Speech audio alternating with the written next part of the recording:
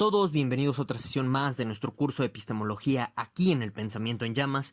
Y pues bueno, en esta ocasión vamos a revisar la epistemología de Kant. Concretamente, pues nos vamos a concentrar en nociones elementales de la crítica de la razón pura y en algo que se conoce como la refutación al idealismo, y también vamos a hablar un poco del yo trascendental, ¿de acuerdo? Bueno, entonces, pues hay que decir de paso que la obra de Kant está respondiendo tres preguntas fundamentales. La primera es ¿qué puedo conocer? La segunda es ¿qué debo hacer? Y la tercera es ¿qué debo esperar?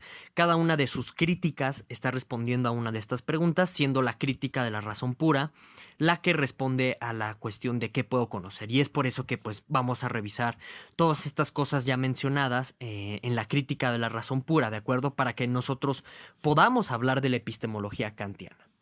Bueno, entonces, a nivel contextual, se ha considerado a Kant a lo largo de la historia de la filosofía como el gran sintetizador. ¿Y qué quiere decir esto? Que la obra de Kant básicamente está tratando de conciliar dos posturas que tradicionalmente se presentan como en conflicto o como divididas.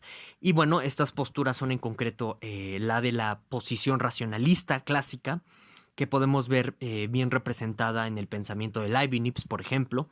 Y bueno, la otra postura en conflicto que se pretende reconciliar en la obra de Kant es la postura del empirismo, siendo la postura empirista de Hume, que es como la más representativa y también la más radical, pues la que mejor engloba pues todas las posiciones empiristas de ese momento.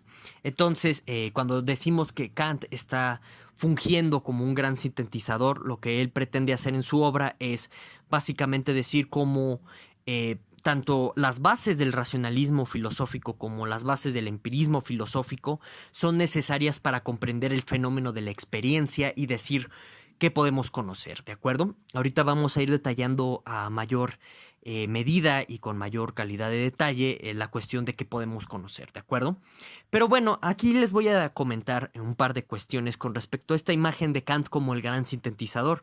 Yo ya les mencionaba en otras sesiones de este curso de epistemología que en realidad es bastante maniqueo y bastante pues ridículo al final del día manejar la idea de que hay dos posturas completamente divididas y completamente encontradas durante la época de la modernidad, que en concreto serían pues esto que se conoce como filosofía racionalista y esto otro que se conoce como filosofía del empirismo, filosofía empirista.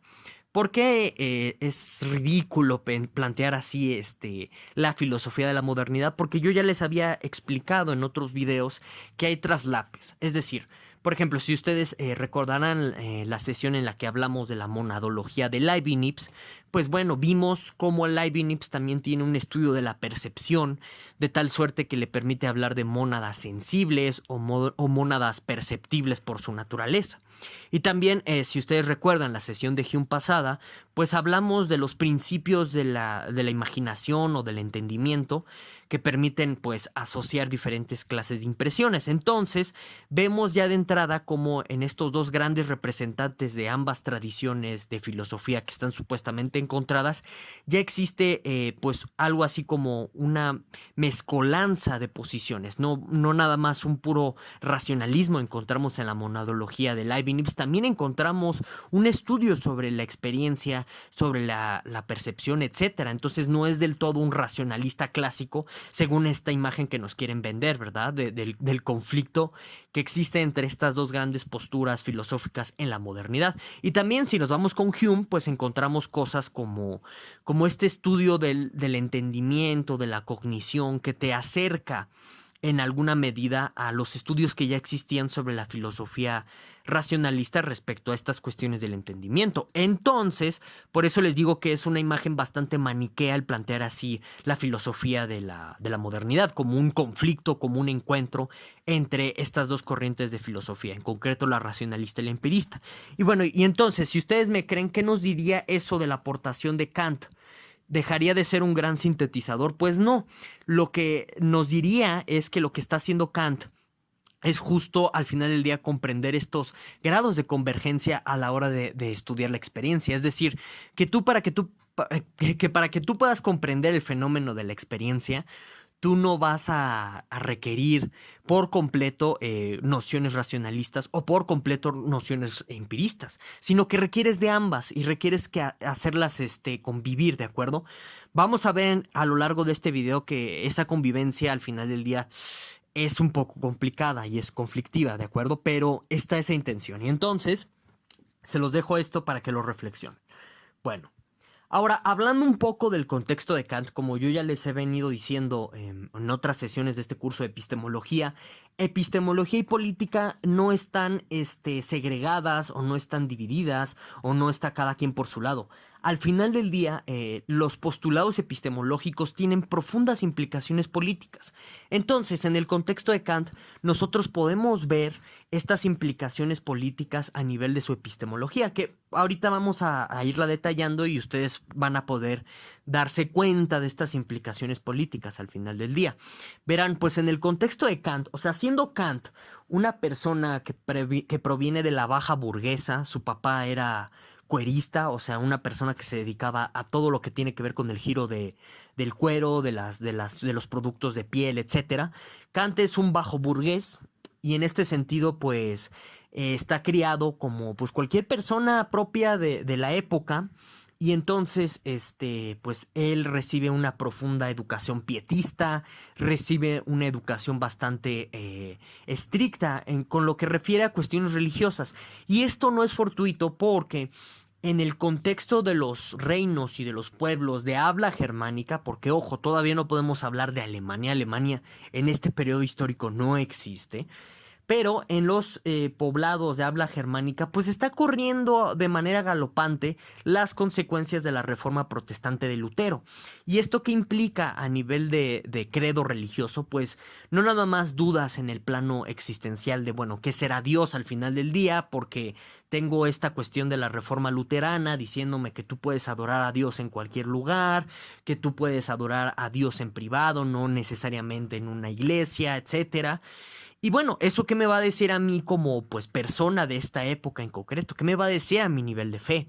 Entonces, ese tipo de preguntas pues claramente están generando una gran segregación a nivel eclesiástico en estos pueblos de habla germana.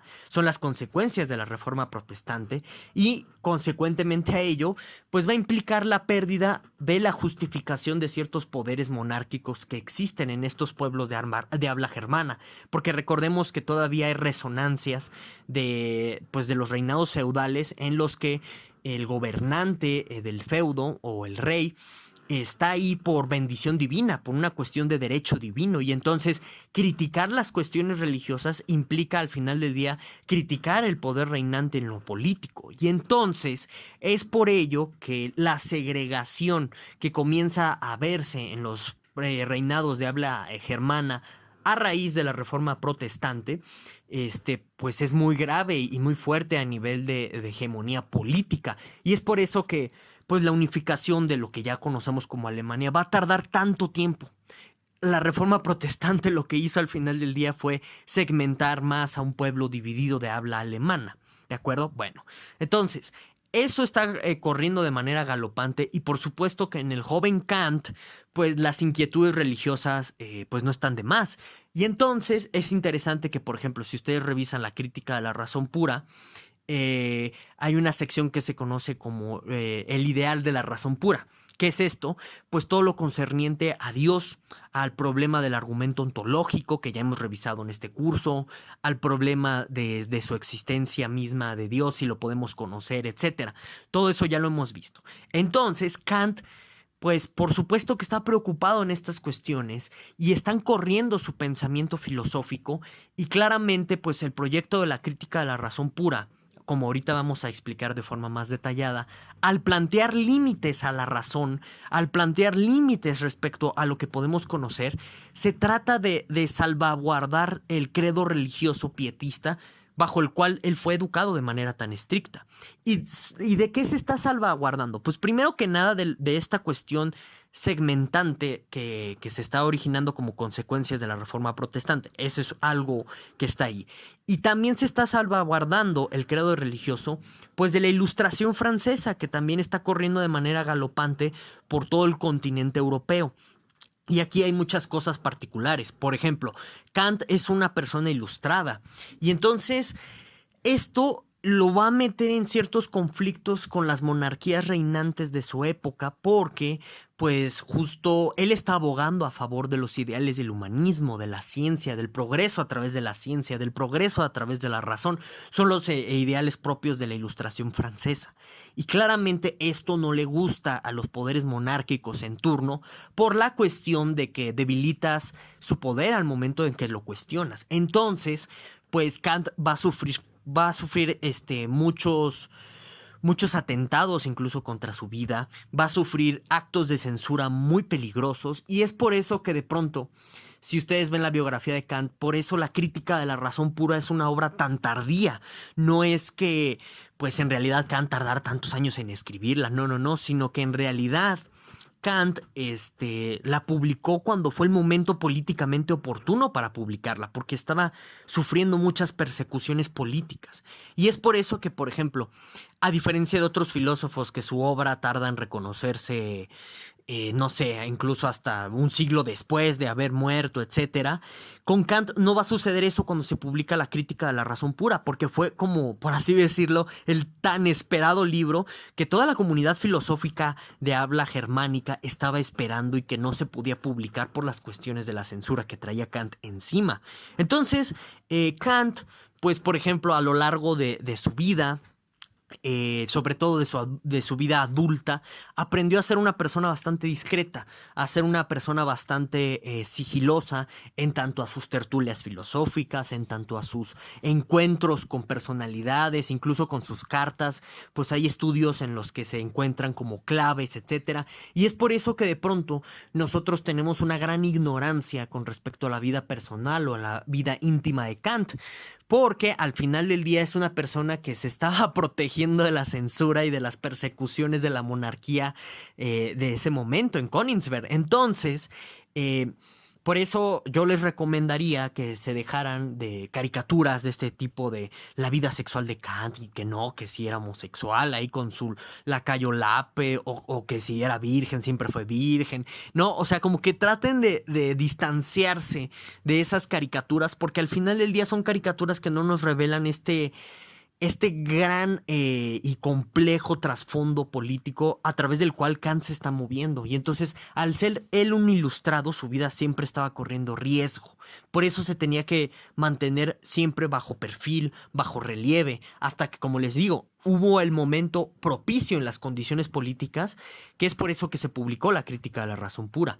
A tal grado que, por ejemplo, cuando recibió la acusación de ser un berkeleyano, ahorita vamos a explicar esto pues, con más detalle, pues por eso Kant pudo sacar en un tiempo relativamente corto la segunda edición de la Crítica de la Razón Pura. Es decir, como que ya tenía en el cajón muchos borradores de la Crítica de la Razón Pura. Y entonces, ¿eso qué te dice?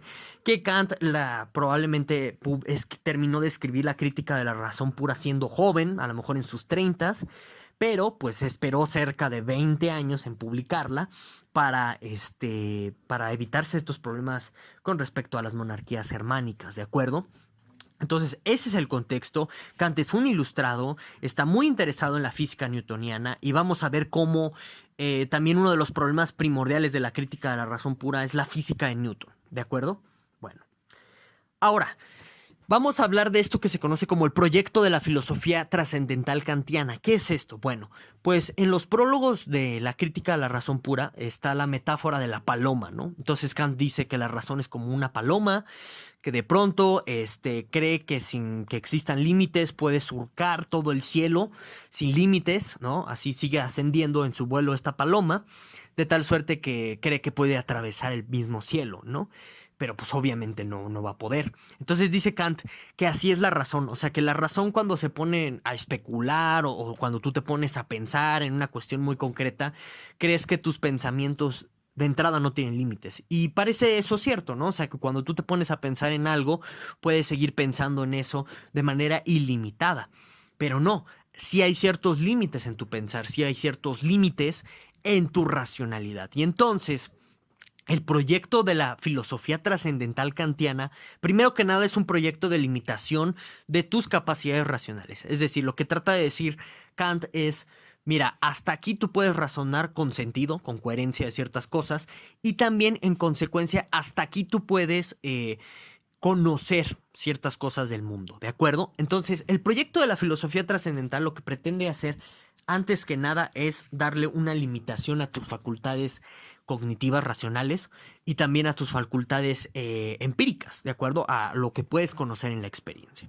Entonces, para que tú puedas dar los límites del conocimiento y los límites de la racionalidad para que la paloma no siga volando a lo idiota, o sea, tu racionalidad no siga así ascendiendo, creyendo que no hay límites, lo que tienes que decir o lo que tienes que proporcionar son las condiciones de posibilidad para la experiencia, para lo que tú puedes conocer. Y en ese sentido se va a definir mucho los límites de tu racionalidad.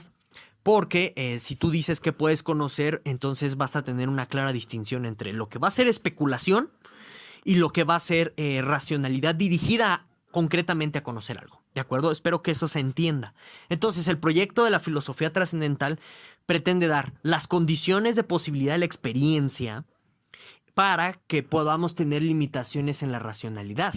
Y en este sentido, depurar, por así decirlo, todas las cuestiones especulativas propias de la filosofía de la filosofía racionalista, de las cuales se quejaba Hume y que ya vimos esas quejas en el video pasado, y también tratar de decirle a la filosofía empirista que al final del día tú tienes limitaciones en tu conocer que son de carácter conceptual, que son de carácter racional o que provienen de la racionalidad o de o de tu propia cognición, ¿de acuerdo? Entonces vean, el proyecto de la filosofía trascendental es un estate quieto, por así decirlo, tanto a la filosofía del empirismo como a la filosofía del racionalismo, ¿de acuerdo? Bueno, entonces ya entrando en concreto en la crítica de la razón pura, pues algo fundamental que está presente y de lo cual siempre tenemos que partir para comprender el contenido mismo de la crítica a la razón pura son sus diferentes clasificaciones que realiza Kant y que ustedes pueden ver en la pantalla en esta ideografía que yo encontré que me parece bastante ilustrativa. Y bueno, como les digo, siempre que ustedes traten de acercarse a la crítica de la razón pura, tienen que comenzar por aquí. Son las distinciones que realiza Kant con respecto a una cuestión semántica, ahorita vamos a explicar eso, y también con respecto a una cuestión epistémica sobre comprobación de los enunciados o de los juicios, ¿de acuerdo? Entonces, con esta distinción que pues sí, seguramente ustedes ya la conocen, ¿no? La distinción analítico-sintético, la distinción priori a posteriori. Con esta distinción pueden ustedes comprender bastante el contenido propio de la crítica a la razón pura, ¿de acuerdo? Bueno, entonces, vamos a comenzar por la distinción o la clasificación que realiza Kant a nivel semántico, ¿de acuerdo? Que vendría siendo lo de analítico-sintético. Esto de saber cuál es la distinción semántica y cuál es la distinción epistémica también va a variar de intérprete a intérprete, ¿eh? Por ejemplo, no sé, Badiou cree que la distinción epistémica es la analítica sintética y la semántica cree que es la priori a posteriori. La filosofía analítica te va a dar otro cuadro. Kripke, por ejemplo, cree que lo analítico y lo sintético es en realidad lo puramente semántico por esta cuestión de la autocontención que ahorita vamos a explicar. Entonces va a variar la clasificación y la verdad no es relevante, ¿eh? Cómo quieras clasificar una cosa y la otra. El punto es comprender qué es lo analítico, qué es lo sintético, qué es lo a priori, qué es lo a posteriori, ¿de acuerdo? Bueno, entonces decimos nosotros que un juicio es analítico cuando clásica o tradicionalmente el predicado está contenido en el sujeto. Pero, ¿qué es eso de estar contenido? Bueno, lo que quiere decir es que a lo mucho lo que tú vas a tener es un juicio explicativo, un juicio no extensivo y que siempre es necesario. Entonces, vamos a dar un ejemplo, ¿no? Justo el que está aquí en la infografía, ¿no? El todo es mayor que las partes. Bueno, ese es un juicio analítico porque si tú analizas el concepto de todo y lo descompones en muchos enunciados, a lo mucho lo que vas a obtener son juicios explicativos del concepto todo. ¿Por qué? Porque el predicado es mayor que las partes, está contenido en el concepto de todo, ¿de acuerdo? Otro ejemplo a lo mejor más sencillo que el de la propia infografía. Los solteros son no casados. Ese es un juicio analítico porque esto de no casados, ese predicado, está contenido en el concepto mismo de soltero, ¿sí? Entonces, cada vez que tú trates de explicar el concepto de soltero, lo que vas a tener son juicios explicativos o oraciones o enunciados explicativos sobre qué es un soltero, ¿de acuerdo? Eso es un juicio analítico. Y entonces, ¿por qué decimos que es necesario? Bueno, porque es un juicio que al final del día, por cuestiones conceptuales, por cómo están definidos los conceptos, siempre vas a tener que el predicado está contenido en el sujeto, ¿de acuerdo? Aquí y en China siempre va a ser eso. Entonces, por eso es necesario, no es algo contingente, no depende de cosas particulares, es universal el juicio, ¿de acuerdo? Siempre, porque estamos hablando del concepto de todos los solteros, estamos hablando aquí en la infografía, ¿no? En el ejemplo del todo, estamos hablando del concepto de todo, en general, de manera universal, ¿de acuerdo? Entonces, por eso es necesario. Ahora, otra cosa muy importante aquí que no está en la infografía, pero yo se los menciono, hay una relación de identidad en los juicios analíticos. ¿Qué quiere decir esto? Que el predicado, esta cópula es, ¿no?, del español, siempre la podemos entender en términos de identidad, o sea, en términos de un igual.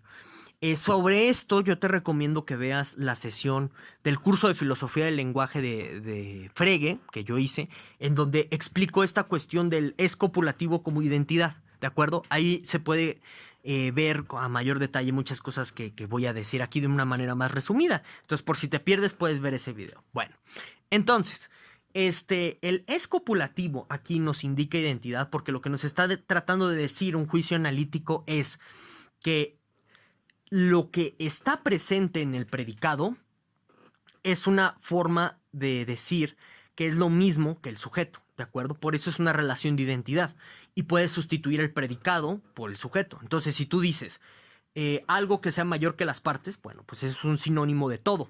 Si tú dices alguien que no está casado, pues es un soltero. Entonces, todo ese predicado, si ustedes se dan cuenta, es sinónimo de soltero. Entonces, por eso hay una relación de identidad en los juicios analíticos y podemos nosotros hablar de sustitución entre sujeto y predicado, ¿de acuerdo? Cualquier duda que tengas, házmela saber en los comentarios. Ahora, tenemos la cuestión de los juicios sintéticos.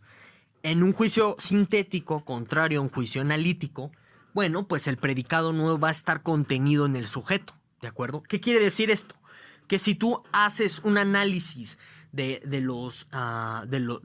manera no extensiva, es decir, si tú agarras un concepto como, no sé, el de pájaro, vamos a suponer, y tú sacas todo lo que significa pájaro a nivel de concepto, no, o de una manera abstracta, vamos a dejarlo ahí, no vas a encontrarte ciertos enunciados que no van a estar, te vas a encontrar más bien con enunciados que no están contenidos en ese sujeto. Entonces yo les doy un ejemplo, algo más claro que esto de la infografía, ¿no? De los omnibuses son simpáticos, no sé qué es un omnibus. Bueno, en fin, supongamos una oración como esta.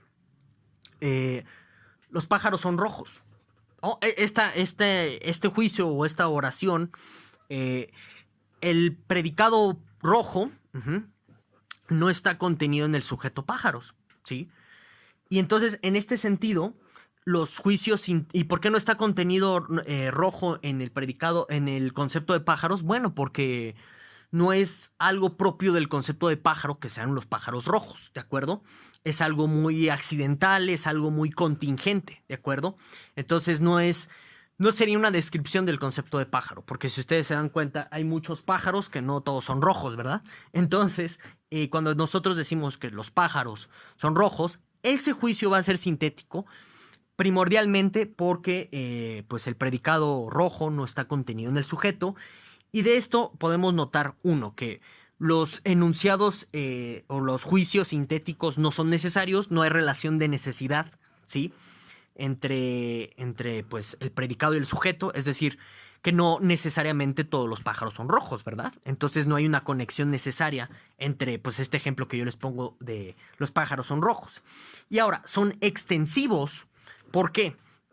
Porque lo que estamos haciendo aquí es tratar de capturar, por así decirlo, con el predicado son rojos, a todas las cosas de ese mismo color. Y entonces, al ser extensivo un juicio sintético, lo que pretende hacer es dar una gran lista de cosas que sean de esa forma, ¿de acuerdo? ¿Por qué? Porque justo como no está contenido el, el predicado en el sujeto, lo que pretende hacer un juicio sintético es sacar de afuera del mismo concepto, ¿sí? Pues toda la mayor cantidad de información posible para que tenga significado a la oración sintética, ¿de acuerdo? ¿Sí? Entonces, es por eso que los juicios sintéticos son extensivos. Siempre que tú tengas una oración contingente, eso es lo que va a suceder. Cuando tú dices cosas como, no, pues es que el cielo es azul, esa oración es contingente porque no necesariamente el cielo puede ser azul. No sé, en el atardecer puede ser naranja, en el amanecer puede ser rosado. Piensen en todos los diferentes matices de colores que presenta pues, el cielo durante los diferentes horarios del día, ¿no? Bueno, entonces, cuando tú dices cosas como el cielo es azul, es una oración contingente, no es necesaria, y se vuelve extensivo el juicio porque lo que pretende hacer ese juicio o esa oración en concreto del cielo es azul, es tratar de dar cualquier tipo de situación en donde eso sea el caso, ¿de acuerdo? Por eso es extensivo. Espero que eso se entienda y si no me lo dices en los comentarios. Claramente en un juicio sintético no hay una relación de identidad en la cópula es. Cuando tú dices el cielo es azul, ahí no hay identidad, ¿de acuerdo? Por la misma cuestión de la autocontención que ya explicábamos. Bueno, entonces esa sería la clasificación semántica presente en la crítica de la razón pura que versa sobre lo analítico y lo sintético. Ahora, una clasificación que tiene que ver a nivel epistémico es sobre la comprobación de la verdad de estos enunciados. Entonces, un juicio analítico siempre nosotros lo comprobamos de forma a priori, es decir, de manera racional. Entonces, cuando decimos los solteros son no casados, en nuestro ejemplo anterior, eso lo decimos, pues es cierto o es falso, de una forma racional, de una forma abstracta, de una forma pura. Cuando decimos puro, aquí en el contexto de la crítica a la razón pura, es que no va a involucrar la experiencia. Entonces, cuando usamos el término puro es para hablar de cosas no experimentales, no sensibles. Entonces, estamos hablando de puras cosas racionales, de puras cosas abstractas, ¿de acuerdo? Entonces, nosotros comprobamos la verdad o la falsedad de cosas como, bueno, de oraciones o juicios como los solteros son no casados de una forma a priori, es decir, de una forma puramente racional. ¿Y cómo es esta comprobación puramente racional? Bueno, pues simplemente viendo el significado mismo del concepto soltero, ¿no? Entonces, esta comprobación a priorística de conceptos se vuelve universal y necesaria. Por lo mismo por lo mismo de que la naturaleza de lo analítico es universal y necesario, ¿de acuerdo? No tendría mucho sentido decir que tú compruebas la naturaleza de algo que es necesario y universal de una manera contingente. Eso no tiene sentido. Entonces, la comprobación a priorística siempre es universal y necesaria, ¿de acuerdo? Ahora, contrario a lo a priori, tenemos lo a posteriori. Cuando tenemos que la comprobación de una oración se da recurriendo a la experiencia, recurriendo a algo que está más allá del mismo concepto. Y entonces todo lo sintético se comprueba de forma a posteriori. Si yo digo el cielo es azul, eso tú lo comprobarás de manera a posteriori. ¿Cómo es esto? Pues yendo directamente a la experiencia. Entonces, nosotros tenemos juicios analíticos a priori, o sea, juicios analíticos que comprobamos mediante la racionalidad, porque lo analítico es bastante necesario, no extensivo y en este sentido es abstracto por naturaleza. Y también tenemos juicios sintéticos que comprobamos de manera a posteriori. ¿Por qué? Porque necesitamos recurrir a la experiencia para comprobar su particularidad de estos juicios, ¿de acuerdo? Entonces, eso es algo muy importante que debemos comprender, ¿sí? Si no se entiende algo de lo que acabo de explicar, me lo puedes preguntar aquí abajo en la caja de los comentarios. Bueno, entonces, surge la gran pregunta de la crítica de la razón pura. Nosotros, pues podemos preguntarnos lo siguiente. A ver, ¿cómo es posible la verdad o falsedad de un juicio sintético? Bueno, pues por lo a posteriori, ¿de acuerdo? Ahora, ¿cómo es posible la posibilidad de verdad o falsedad de un juicio analítico, pues mediante lo a priori, ¿no? O sea, nosotros comprobamos la verdad o falsedad de un juicio analítico, como ya vimos, mediante cuestiones a priorísticas. Pero la crítica de la razón pura da otra posibilidad y mezcla algo extraño en apariencia, ¿no? Fíjense, lo que pregunta Kant en la crítica de la razón pura es, ¿cómo es posible que un juicio sintético a priori sea verdadero? Ajá.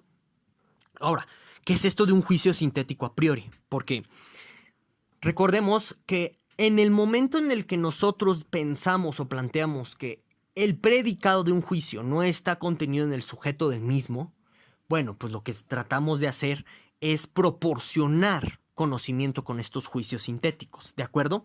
Por eso son extensivos, como les explicaba. Lo que hace el juicio o la oración es tratar de salirse de sí mismo, tratar de dar una lista de cosas en las que pues podría ser el caso lo que se está enunciando en un juicio sintético, ¿de acuerdo? Entonces, cuando decimos a priori, es un juicio, no, es un juicio extensivo, es un juicio que proporciona conocimiento, pero que su verdad o falsedad se comprueba de manera pura, es decir, de manera abstracta. Bueno, entonces, ¿cómo sería esto? Pues las matemáticas. En las matemáticas, aquí en primera instancia, ¿verdad? Es donde se dan los juicios sintéticos a priori. ¿Por qué? Porque cuando tú dices cosas como el teorema de Pitágoras, ¿no? Pues tú dices, bueno, esto nos proporciona conocimiento. Es un juicio sintético, el teorema de Pitágoras que ustedes ven en la pantalla, porque nos dice algo sobre la relación entre los lados de un triángulo, ¿de acuerdo? Y esto, algo que nos dice sobre la relación de los lados de un triángulo, es pues es algo nuevo que de pronto nosotros podríamos conocer sobre las matemáticas, suponiendo que a lo mejor nosotros no sabemos trigonometría, ¿ok? Y ahora, entonces, esta cosa como el teorema de Pitágoras sería un juicio sintético. ¿Pero por qué sería a priori? Bueno, pues es más o menos evidente, ¿no? Porque tú compruebas la verdad o la falsedad de un juicio sintético simplemente apelando a la racionalidad, de manera pura, es decir, sin mezclar cuestiones de la experiencia en esa comprobación, la comprobación de la verdad o la falsedad del teorema de Pitágoras. Entonces, digamos que si tú eres empirista, otra vez, ¿no? Volvamos a las caricaturas. Si tú eres empirista, tú dices, bueno, ¿cómo podría yo explicar esta posibilidad? O sea, que los juicios matemáticos, ¿no? O bueno, o que la idea de que existe conocimiento matemático pueda provenir de la experiencia, porque de entrada lo matemático es abstracto, no es algo que tú puedas experimentar, o sea, no es algo que ves en la calle, ay, mira, ahí va el número 2 corriendo, pues no, ¿verdad? Entonces, esto es algo que el empirista no puede explicar. El racionalista sí, pero el problema es que como es sintético el juicio de la matemática, es algo que está más allá de los mismos conceptos y entonces la metodología racionalista, que es de análisis, esto ya lo vimos en el video de la monadología de Leibniz, pues al final del día solamente una metodología racionalista te va a servir para puros juicios analíticos, no para los sintéticos, ¿sí? Y entonces también el racionalista no podría responder esta pregunta. Ojo aquí, la pregunta aquí que quiero que se hagan es, ¿en verdad la matemática proporciona conocimiento? Y ahorita vamos a decir en qué sentido esto puede contestarse, ¿de acuerdo? Más adelante en el video. Pero bueno, Kant dice que, bueno, se plantea esta cuestión de cómo son posibles los juicios sintéticos a priori, que en otras palabras esto lo podemos entender como cómo son posibles los juicios matemáticos o el conocimiento matemático que se comprueba de forma a priorística, ¿de acuerdo? Esto es la gran pregunta de la crítica de la razón pura que Kant va a tratar de responder con algo que se conoce como la estética trascendental. Y bueno, ¿y qué es la estética trascendental dentro de la crítica de la razón pura?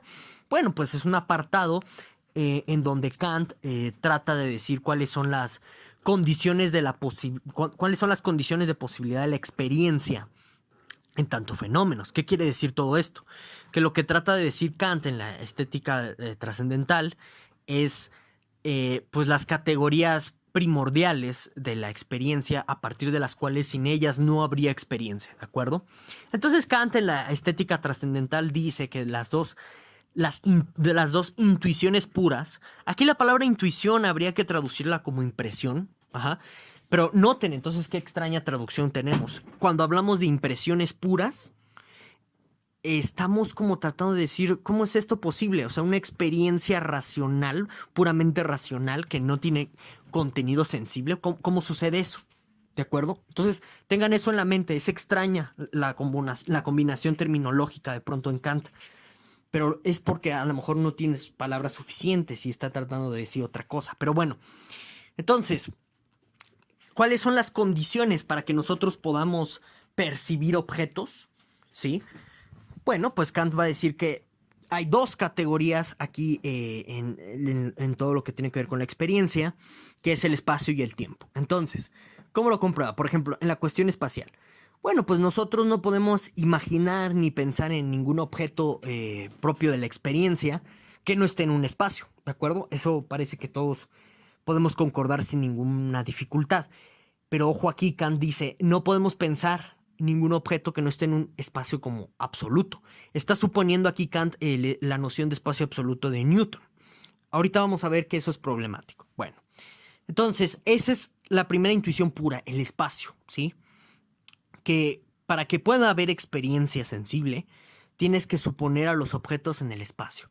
Ahora, la cuestión del tiempo es un tanto más compleja en Kant, ¿sí? Tiene que ver con algo que se conoce como las tres síntesis kantianas. Ahorita hablaremos de ellas, ¿sí? Con mayor detalle en la refutación del idealismo, pero digamos que gracias a lo que va a decir al tiempo, mucha gente va a considerar que él es un berkeleyano. ¿Qué es eso? Bueno, que Kant es un empirista en realidad, no es una persona que esté como tratando de conciliar el racionalismo con el empirismo, ni es una persona que esté diciendo algo nuevo. Esa es la objeción de berkeleyano que le van a hacer por lo que dice respecto al tiempo. ¿Y qué dice con respecto al tiempo? Bueno, Kant habla aquí del tiempo en términos, en la primera edición de la Crítica de la Razón Pura, habla en términos de que nosotros tenemos que presuponer el tiempo para que nosotros podamos tener cosas como la memoria, para que nosotros podamos tener cosas como, pues como incluso la propia identificación de nosotros mismos. El tiempo, cree Kant, es esencial para que exista la memoria de cosas que vamos percibiendo, pues a lo largo de nuestra vida. Entonces, el tiempo es una condición de posibilidad para el recuerdo, para la memoria, y es por eso que se vuelve una intuición pura. ¿Y por qué esto es una objeción? ¿Y por qué esto inspiró la objeción de berkeleyano? Bueno, porque los empiristas consideran que la memoria es esencial para tener cuestiones unificadas respecto a la transición de las múltiples experiencias. O sea, la memoria para un empirista es muy importante porque es lo que le permite decir cosas como,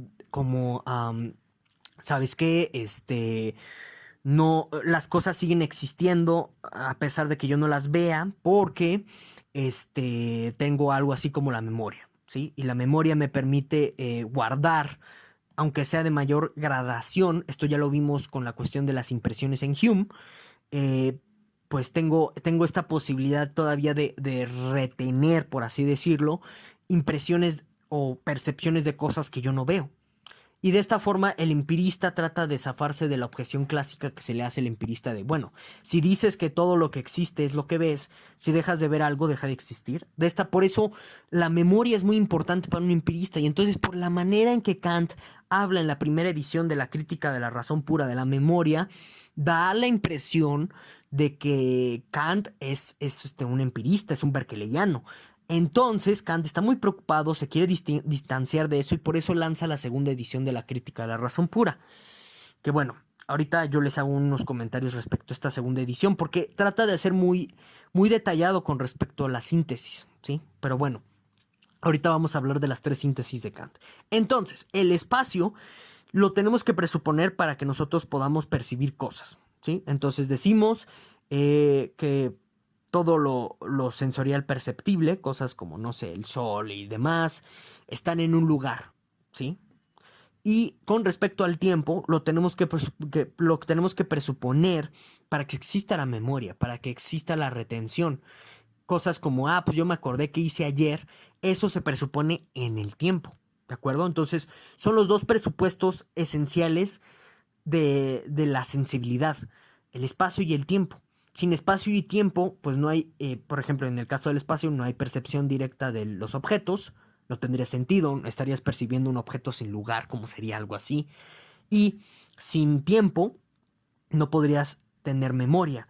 Y en este sentido no podrías tener experiencia de tus memorias, por ejemplo, volver a sentir ciertas cosas que te pasaron pues en el pasado, valga la redundancia, y entonces por eso el espacio y el tiempo son presuposiciones de la sensibilidad. Si hay algo que aquí no se entienda, pues no importa, igual dímelo en la caja de los comentarios y yo respondo. Bueno. Ahora, pues esta es una gran frase famosa de Kant que versa sobre la cuestión sintetizadora de la que ya se ha hablado pues anteriormente, que es aquí cuando se une la cuestión conceptual con la cuestión empirista. Y esta frase clásica es: pensamientos sin contenido son vacíos, intuiciones sin conceptos son ciegas. ¿De acuerdo? Entonces, los pensamientos sin contenidos son vacíos porque justo el contenido al final del día de del conocimiento es experimental, es de la experiencia. Entonces, hay otra gran frase famosa de Kant que dice que el conocimiento, todo el conocimiento proviene de la experiencia, pero no con la experiencia, ¿sí? Entonces, ¿qué se quiere decir esto? Con esto, que sí que la experiencia es una fuente primaria de conocimiento, pero que se necesita algo más. Es decir, que tus intuiciones, tus impresiones necesitan un concepto para darle forma a esa experiencia que tú estás recogiendo del mundo. Y entonces, por eso, intuiciones sin conceptos son ciegas. Ahora, ¿y cuáles son estos conceptos que se requieren para que nuestras intuiciones, nuestras impresiones no sean ciegas?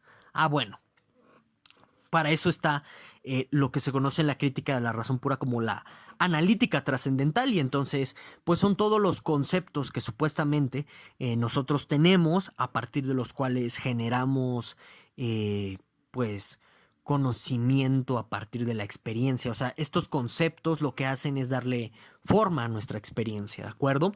Y bueno, regresando a la cuestión de cómo es posible el conocimiento matemático, Kant responde a esto diciendo, bueno, pues porque existen intuiciones puras de espacio y tiempo. Es decir, que tú puedes comprobar la verdad o la falsedad de las verdades del conocimiento matemático porque esos objetos matemáticos están presupuestos en un espacio y un tiempo, como cualquier otro objeto de la experiencia, y es por eso que tiene sentido una comprobación de estos objetos de manera abstracta, aunque no se apele directamente a la experiencia, porque al final del día su comprobación va hacia una cuestión más fundamental, por así decirlo, de la comprobación empírica, que son los mismos presupuestos espaciotemporales. Y también tienen sentido las matemáticas por los mismos conceptos de la analítica trascendental, los cuales son condiciones de posibilidad para que nuestra experiencia tenga sentido, tenga un ordenamiento, etc. Y aquí en su pantalla pueden ver pues la analítica trascendental. En verdad es cada uno de estos conceptos nos llevaría a un video en sí mismo, pero aquí se los dejo, ¿no? Para que los revisen. Entonces, sin estos conceptos, dice Kant, nosotros no podríamos configurar la experiencia, ¿de acuerdo? Bueno. Ahora, vamos ahora sí de lleno con lo que se conoce como la refutación del idealismo. Entonces, aquí hay que hacer un breve paréntesis. Si ustedes recordarán, el gran problema de la modernidad que comienza desde la filosofía de Descartes con esta cuestión del genio maligno y demás, es si existe o no el mundo externo. ¿Cómo nosotros podemos saber que existe un mundo externo? O sea, algo que no sea yo, ¿de acuerdo? Entonces, una consecuencia de ese escepticismo sobre el mundo externo es el idealismo. La idea de... ¿Qué es el idealismo? ¿Qué se está entendiendo aquí por idealismo? Es la idea de que nada más existes tú y tus impresiones y tus representaciones, y nada más, ¿de acuerdo? Tú y tu subjetividad. Entonces, el idealismo es una consecuencia del escepticismo. El escepticismo te lleva al idealismo. Entonces, si tú refutas el idealismo, refutas al escepticismo. Es un simple modus tollens. Si el idealismo es consecuencia de lógica, del escepticismo, y tú niegas el idealismo, por modus tollens, se negará el escepticismo. Así es como está procediendo Kant, ¿de acuerdo? ¿Y cómo se refuta el idealismo en la crítica de la razón pura. Bueno, entonces aquí yo se los voy a explicar de una manera muy sintética, muy sencilla, ¿sí? Entonces, lo que va a decir Kant es que si nosotros tenemos conciencia del yo, ya recordarán ustedes esta cuestión del cogito, del pienso luego existo, ya hay un video sobre eso para abundar, para ya no seguir abundando al respecto, ¿de acuerdo? Entonces puedes ver ese video si gustas, ¿de acuerdo? Entonces, dice Kant, si tú tienes conciencia del yo, esta cuestión del pienso luego existo, ¿sí? Que por tu actividad misma del pensar te das cuenta de tu existencia, si tú tienes esa conciencia, es gracias a la percepción inmediata de lo que pasa en los fenómenos del mundo externo. Es decir, que si tú te puedes percibir como un yo en el tiempo, es porque así tú percibes a los objetos del mundo exterior en el tiempo mismo. Y entonces, para que exista la percepción del yo, tiene que haber, del yo en el tiempo, ojo, tiene que haber objetos que tú también estés percibiendo en un tiempo, objetos externos que no seas tú. Entonces vamos a explicar esto de una forma más sencilla, a ver si se entiende así. Cuando tú dices pienso luego existo, eso lo retienes en tu memoria, ¿de acuerdo? Y como acabamos de decir, no hay memoria sin que se presuponga el tiempo. Sin tiempo no hay noción de memoria, no tiene sentido hablar en esos términos de memoria. Kant no habla de memoria en esos términos. Le dice de otra forma, ahorita vemos cómo le dice. Entonces, sin tiempo no hay memoria. Y sin memoria no hay conciencia del yo. O no sabes que eres tú. No puedes retener ese conocimiento, ¿de acuerdo? Ok.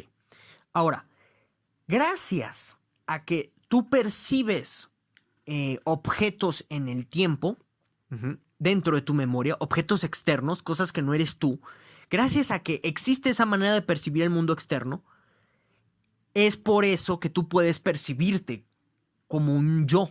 Entonces, ¿esto qué quiere decir? Que en virtud de que nosotros percibimos el mundo externo a nivel de nuestra memoria, presuponiéndolo en el tiempo, es por eso que tú te puedes percibir como un yo, que tú tienes conciencia de ti, ¿de acuerdo? Entonces, ¿qué quiere decir esto? Obviamente que sin... ¿Y cómo se refuta aquí el idealismo? Bueno, que si no existiera un mundo externo, entonces no existiría una forma particular de percibirlo de esta forma, ¿de acuerdo?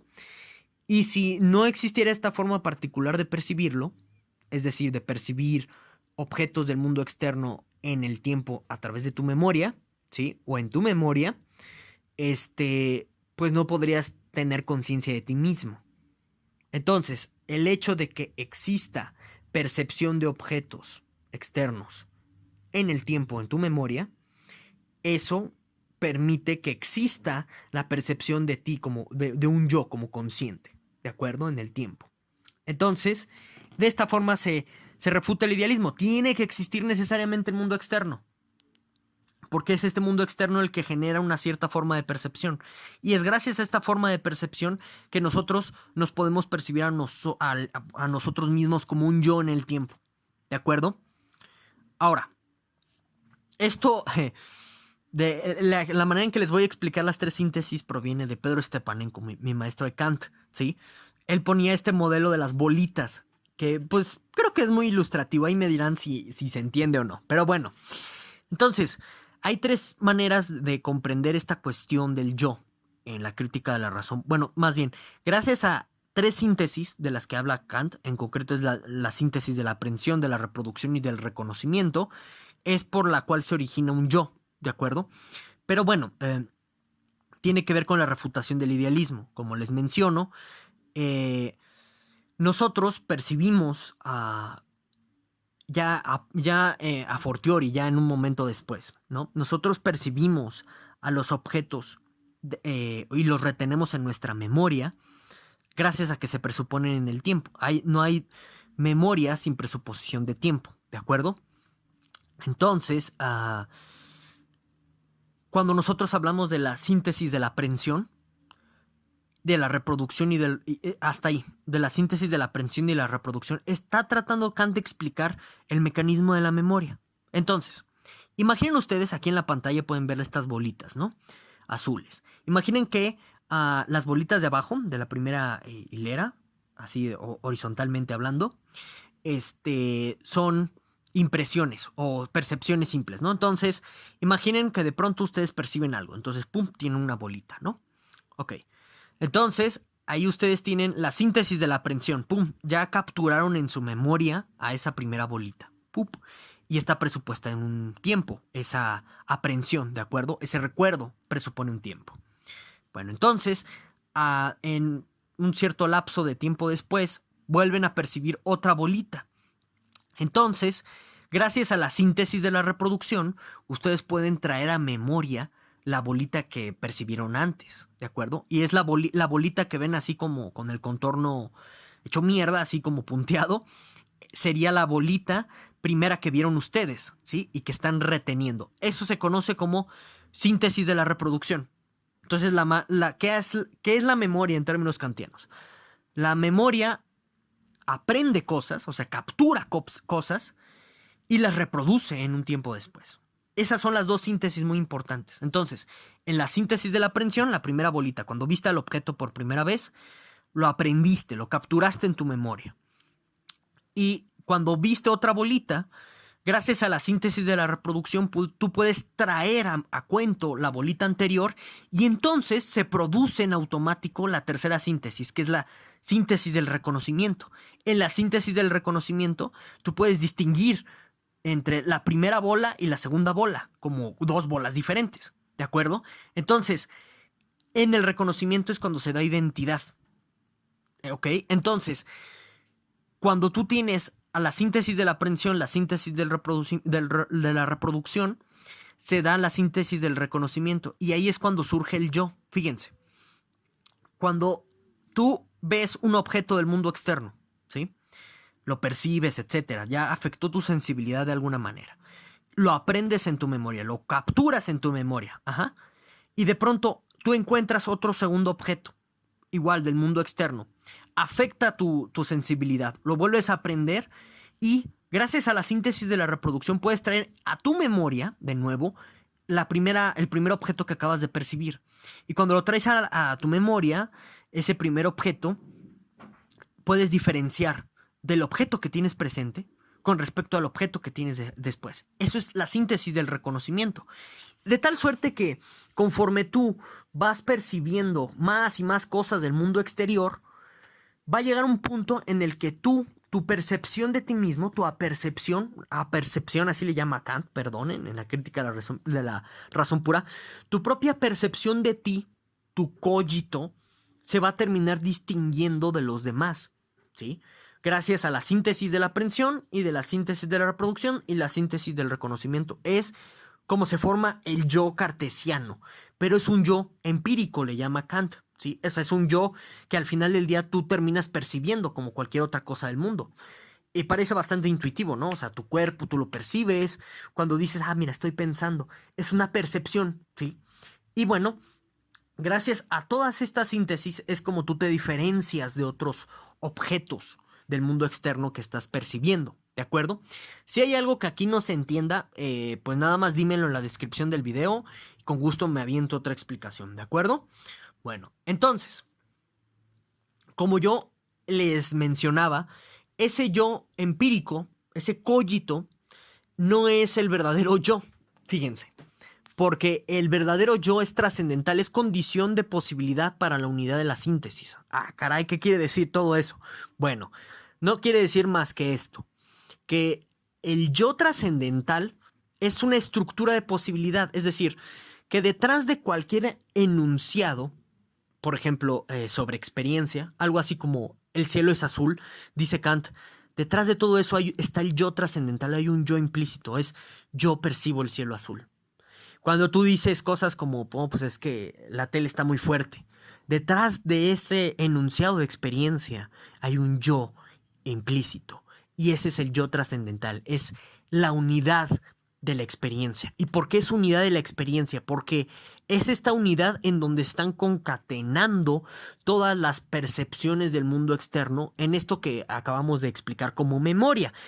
Y esta es una de las razones del cambio de ediciones entre la primera crítica y la segunda crítica que yo les estaba comentando. En la primera crítica no se habla en estos términos de la memoria como la unidad de la síntesis, no, sino que ya hasta la segunda crítica se vuelve más específica esa terminología para evadir la objeción de Berkeleyano, y Kant lo logra, de hecho.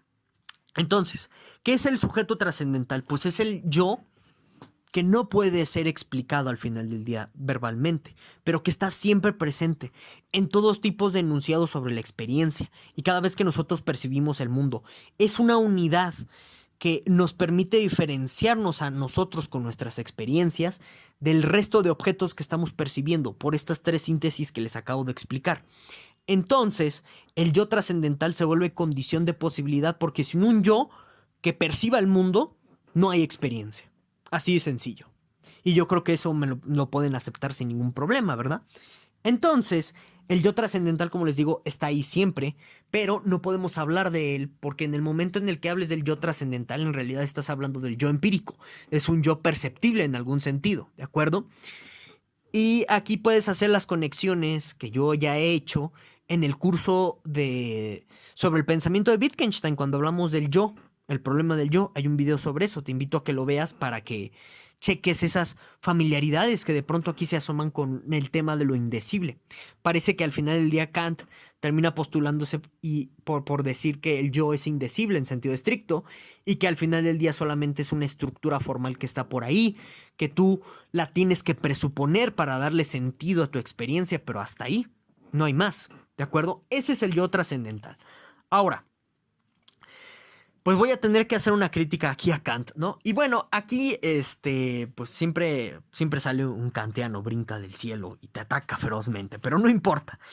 Aquí hay dos grandes objeciones que podemos plantear a Kant, ¿verdad? La primera es, el problema al final del día con todo esto que tiene que ver en términos de la analítica trascendental, ¿no? Miren, esto. Vamos a regresar un poco las diapositivas. Esto. Ajá. Esta analítica trascendental. Todas estas categorías de los juicios. Lo que les acabo de explicar de la cuestión del espacio y el tiempo, ¿no? En la estética trascendental. Todas estas cuestiones, si ustedes se ponen a analizar, incluso desde que comenzamos con la distinción entre sintético, analítico, a priori y a posteriori, son distinciones que parten de nuestro lenguaje, que presuponen la estructura sujeto y predicado, y que presuponen un montón de nociones abstractas como tiempo, espacio, etc.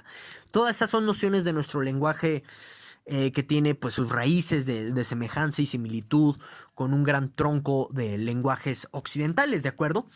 Pero el problema aquí es que si tú cambiaras de lenguaje, por ejemplo, si vas al lenguaje de la tribu Piraja, ¿sí? Que a mí, yo amo esta tribu Piraja porque ha servido muchísimo esta tribu para detener estos proyectos así absurdísimos y loquísimos tipo Chomsky de el lenguaje universal, ¿no? La gramática universal que tiene estructuras cognitivas y que todos compartimos.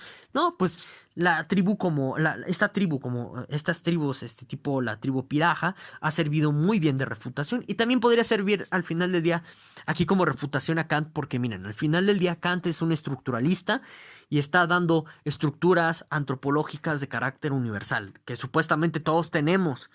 Pero cuando llegas a la tribu Piraja y te das cuenta que no hay conceptos abstractos como de tiempo y espacio, que no hay una estructura gramatical al estilo sujeto y predicado, pues entonces quiere decir que las categorías trascendentales de Kant, que parten de la cuestión sujeto-predicado, incluso esta distinción entre analítico y sintético, que también está partiendo de la estructura sujeto y predicado, no aplicaría para esta tribu.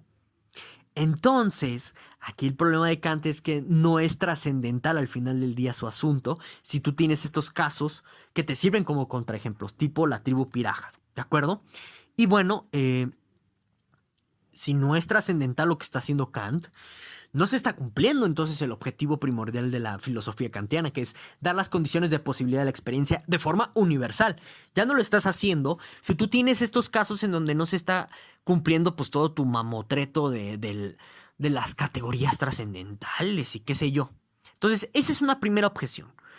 Ahora, otra segunda objeción es la cuestión de la geometría euclidiana. Miren, ese es el problema de que de pronto tú como filósofo hagas filosofía partiendo de la ciencia o las matemáticas de tu época.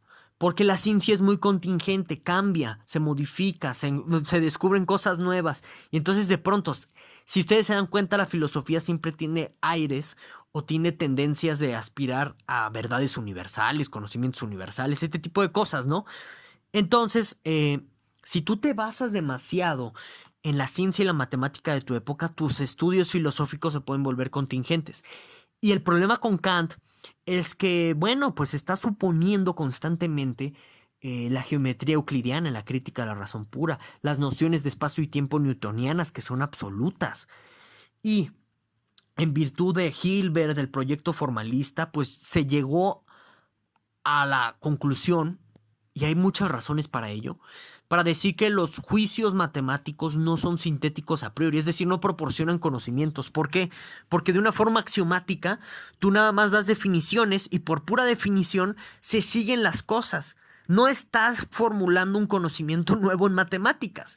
Nada más son definiciones que de manera axiomática puede correr una computadora, por ejemplo. Y la computadora no está razonando nada, nada más está siguiendo comandos. De hecho, en matemáticas eso es lo que haces, seguir instrucciones, seguir reglas. Y aquí viene la cuestión wittgensteiniana de las matemáticas. Hay un video aquí en el Pensamiento en Llamas al respecto, lo pueden ver. Entonces, esa es otra gran objeción con respecto a la crítica de la razón pura que tú puedes hacerle a Kant. La cuestión de las geometrías. Kant, estás suponiendo una geometría que no es absoluta como tú piensas. Y una noción de espacio y tiempo que va en contra de la física contemporánea, ¿no? De la teoría de la relatividad einsteiniana, que es una teoría bastante explicativa. ¿Qué vas a hacer entonces, Kant? Y bueno, y aquí pues los kantianos hacen malabares, ¿no? Siempre hay malabares para seguir defendiendo a Kant. Pero bueno, ese es el problema. Primera objeción. El lenguaje de la tribu Piraja, que no utiliza estructuras sujeto-predicativas. Por lo tanto, no puedes decir que tus categorías trascendentales son trascendentales, porque las categorías trascendentales se basan en la estructura predicativa sujeto-predicado. Por lo tanto, si tú tienes una tribu con un lenguaje así, entonces no aplican tus categorías. O sea, con un lenguaje sin la estructura sujeto-predicado. Primera objeción. Segunda objeción. Tenemos el caso de las geometrías no euclidianas, Kant. Tenemos el caso de las nociones no absolutas de espacio y tiempo propios de la física einsteiniana. ¿Qué pasó entonces ahí con tus intuiciones puras del espacio y tiempo, Kant? Que parten del supuesto de la física newtoniana de considerar el espacio y el tiempo como absolutos. Son grandes fuertes para Kant. Son grandes golpes fuertes para Kant, perdón. Y bueno, ya para ahora sí concluir este video, que creo que ya se hizo bastante largo, les recomiendo este libro de Allison, El idealismo trascendental de Kant, una interpretación y defensa, que justo va a tratar de hacer frente a todo esto que les estoy diciendo. No tanto a lo de la tribu Piraja, pero sí a la cuestión de las matemáticas no euclidianas, y también sirve este libro pues como introductorio, es bastante bueno. Todo lo que puedan encontrar de Kant, de este señor escrito, ¿no? Henry E. Allison, es buenísimo. Allison es uno de los mejores kantianos que hay en el mundo, yo diría, ¿no? Bueno, entonces, sin más, pues muchas gracias por mirar. No olvides dejarme en la caja de los comentarios todas tus dudas, objeciones, preguntas, inquietudes, etcétera. Y sin más, yo me despido. Nos vemos hasta la próxima.